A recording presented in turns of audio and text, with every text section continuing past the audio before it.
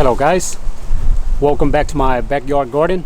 Today is Friday, April 16th, and we have very strong north wind right now, and it's starting to get cold.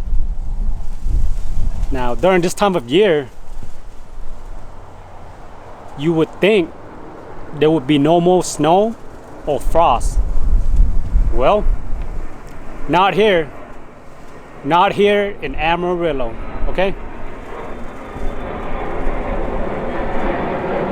Excuse the plane noise. I'll wait until it's past. Anyways, as I was saying, Amarillo has got to be one of the hardest places anywhere in the US to grow anything. Yep, I've been to California, and man, you can basically grow anything over there all season long. Here, we have to deal with snow, blizzard, wind, freezing rain, Arctic frost, hailstorm, the summer heat, and the list goes on and on, okay? Especially our soil. Now, the Arctic frost, the Night King that I had to deal with a couple months ago, is nothing. It's nothing in comparison to what we have going on this next few days. With the Arctic frost, wintertime, we know what to expect. We know what is coming, okay? We know the Night King will come. So we are able to prepare, okay? But man, springtime, late March, mid-March, the weather certainly turned real nice. So what do? Just hold on until May to plant? No. Most of us is gonna go out and buy all type of plants, fruit trees, and try to get them started early. We can't resist the week long of warm temperature, perfect condition, right? I can't wait that long. So guess what happened? Mid-April, late April, the next couple of days, we're gonna get freezing temperature or close to it. Add on the wind chills. I don't even want to think about the damage it can be done to all the newly bloomed fruit trees, flowers, strawberries, all the vegetables that is planted in ground. Now, you should be only planting cold hardy veggies right now, but for people that are planting tomatoes already, this type of moment is very scary, okay, for a gardener. Now, with this time of year, in mid-April, this is something we can't be prepared for, okay? But today, my main point to you is, hold on, airplanes again.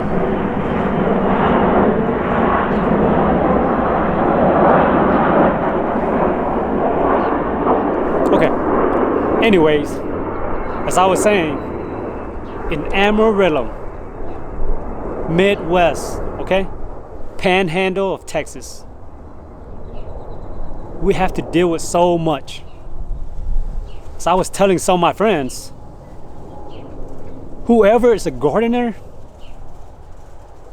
up here and able to grow anything should be labeled as a master gardener.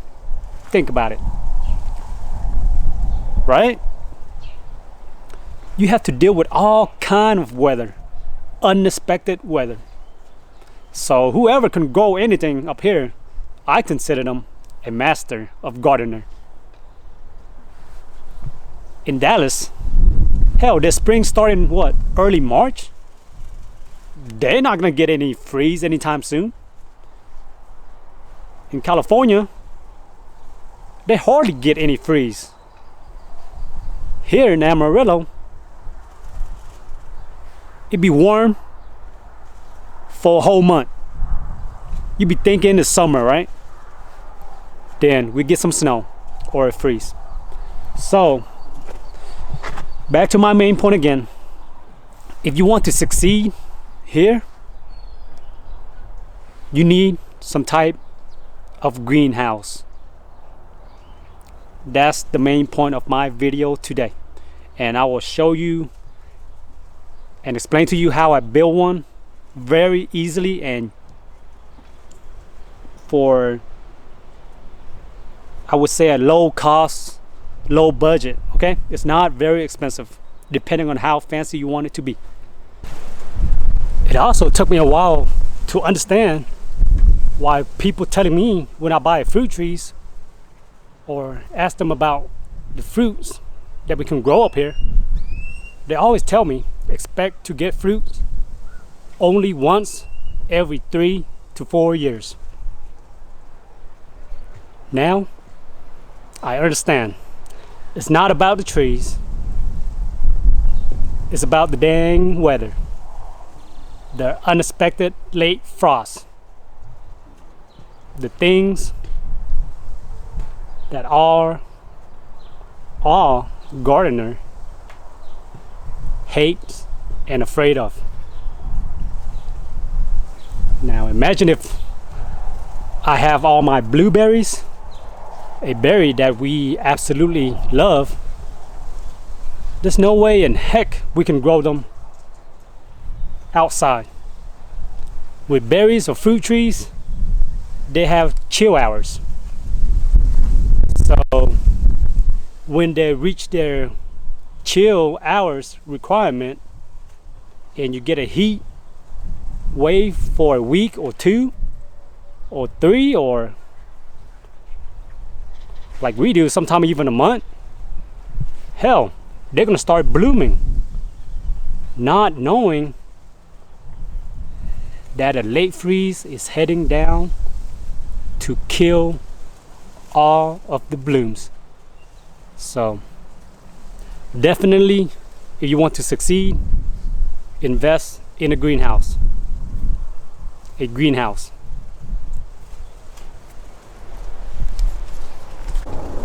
Okay, a quick inside tour of my greenhouse. Look at all these nicely blueberries that are forming. Look, so many blueberries. New flowers. Seeds starting my fig. My dragon fruit. My tomatoes. More blueberries, and look at this. Look at this, you guys. This is a Satsuma mandarin tree. And it's flowering. Now imagine if I don't have this greenhouse. None of this would be possible, okay? There would be no way in hell I'm growing these outside, because all the berries or flowers would instantly get killed, for sure. Okay, let's take a look at the greenhouse from outside. Look at that, nice and sunny, right? It's gonna be almost below freezing tonight. Now here, check this out. This is my cattle panel greenhouse.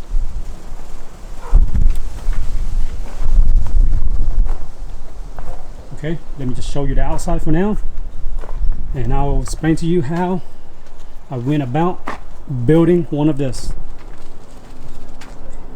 This greenhouse is about 7-8 foot wide by 12 foot long, and I used 1, 2, and 3 16-foot cattle panel. So far, this cattle panel has protected me, as you can see from my previous video, from the Arctic frost. Whatever I had planted inside survive and grow real well.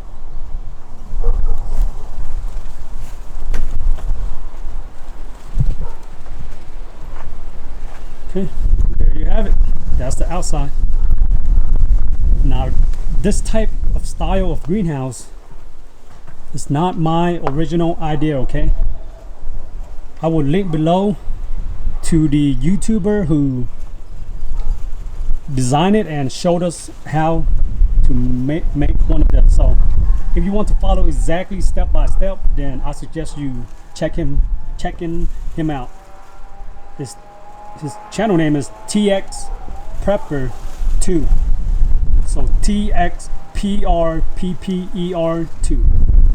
So he's the originator of this type of greenhouse, and it have withstood our strong wind, snow,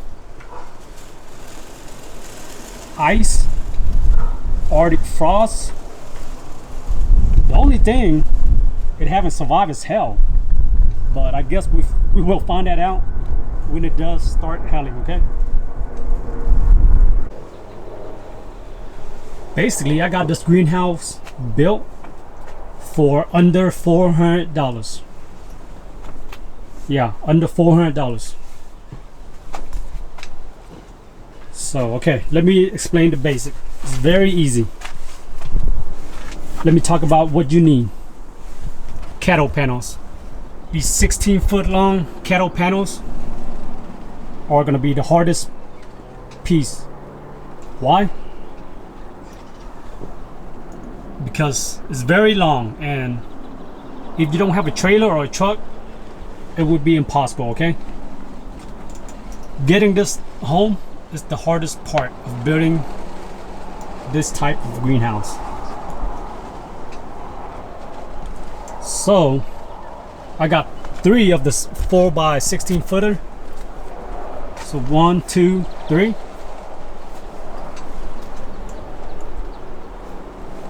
Okay. And to connect them, I just zip tie them together. With the cattle panel, they form a natural arch. So let me move this out of the way. On the bottom, I got a 2 8-foot long piece of wood, 2 by 6 by 8, connected together in the middle with a brace. Okay, same on this side. And then over here I got an 8-footer, 2 by 6 by 8. So basically you are making a big square with a rectangle, okay? Once you level those out, then the rest is very easy. You just get someone to help you, put one end of the cattle panel on the bottom and bend it to where it forms an arch over here. Then you get the second one and you do the same, and then the third one, and zip tie it together.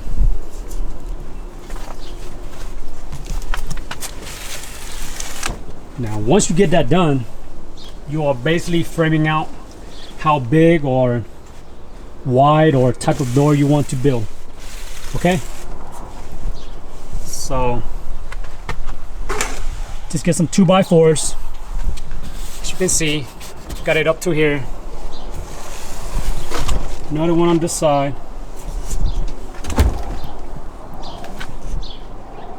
Connected at top, and that's my door frame. And to make the door, Just get some hinge, some 1x2, 1x8. Okay. Very easy. That's just the basic of it. I won't explain in detail on how to do it. So check out TexasPrepper2. Okay. Once you laid out your cattle panel into the arch and tied it all together, and get your door frame on however you want it to be, next you want to use pipe insulation along the edge of the cattle panel, okay, all around the arch, just on the front and in the ends. Then you need to get some UV resistant greenhouse plastic, okay, not the Home Depot type. Those will crack and they are worthless. So get on Amazon and look for some of these. I think these I bought 18 foot by, or 20 something feet by 14 feet. So I had plenty of extra left. And here is where I suggest you to get some of these. These are called batten tapes. B-A-T-T-A-N. These are very useful because when you staple the plastic to the wooden frames, they won't tear, okay? So I highly suggest you get some of these batten tape. Just have someone to wrap it around with you. Then all you have to do was staple it on one end, then go to the other end and pull it as tight as you can and staple it down every inch or so.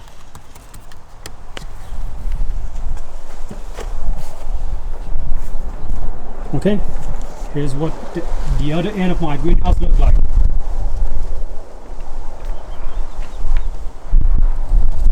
Under $400, you guys. Now, if you can get some piece of wood for free, that's even better. You will save so much money.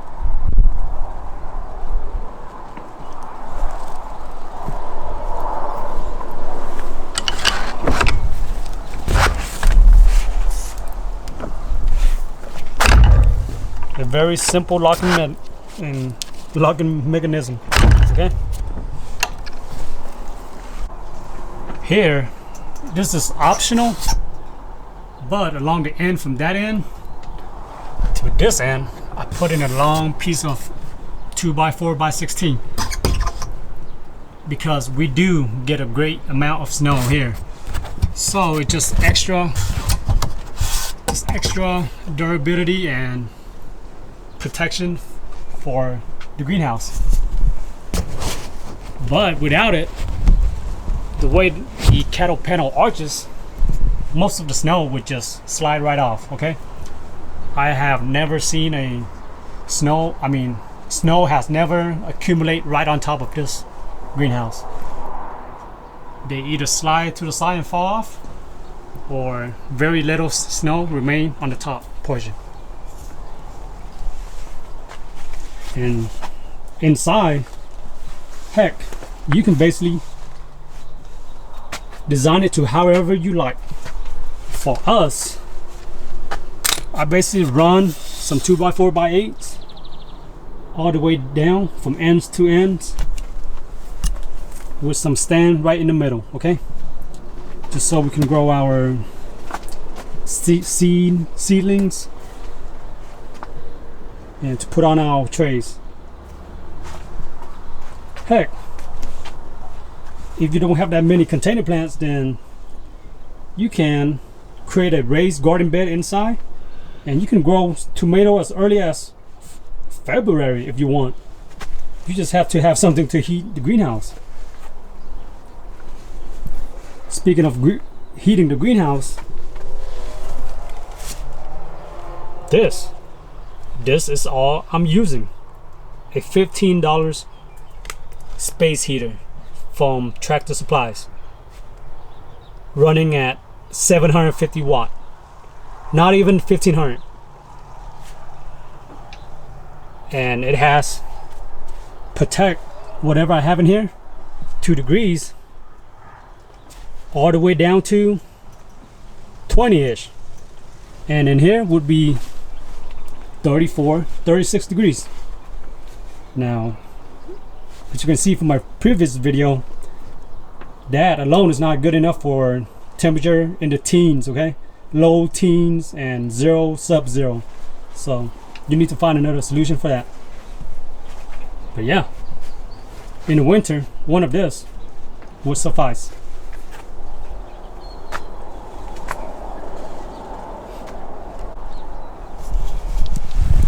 You also might be wondering, Nat, how long would this plastic last? Good question. To be honest, this is my first year with it, so I have no answer for that. But from people that use these type of greenhouse plastic, they should last at least 3 years before you have to replace them. And it's very easy to replace. So there's that. Okay guys, so there you have it. If you are from Amarillo, Oklahoma, Kansas, this Midwest corner of the US, I highly suggest, if you want to enjoy gardening, to invest in some type of greenhouse. And a cattle panel greenhouse like this is something I highly suggest you try to build, okay? So if you have any questions or comments, leave them below and I will answer them as best as I can. But if you want to know more in detail, like I said, go check out TexasPrepper2 and he will have all the details laid out and you can follow his instruction very easily, okay? So with this greenhouse, all my fruits, berries, I'm not worried. Hell, we're gonna get some more snow, I don't care. I just wait until they pass, then I'll bring these outside. Or maybe I don't even have to bring it outside, okay? I can just grow whatever berries I want in here. And if you all want to grow tomatoes, heck, you can get a couple months head start in here if you want, okay? Watermelon, whatever you want to grow, whatever you want to eat. With a greenhouse, you get a head start and you get protection from the frost, freeze, snow, wind, whatever. So when May come around, you can transplant them outside and not be worried about any late freeze that kill all your crops. So there is no downside to a greenhouse, only upside. For a couple $100, it's very worth it, okay? So start thinking about building one and get ready for next year. I mean, building one now it's kind of late to protect whatever is coming, but for next year you will rest easy and grow what you like and love to eat.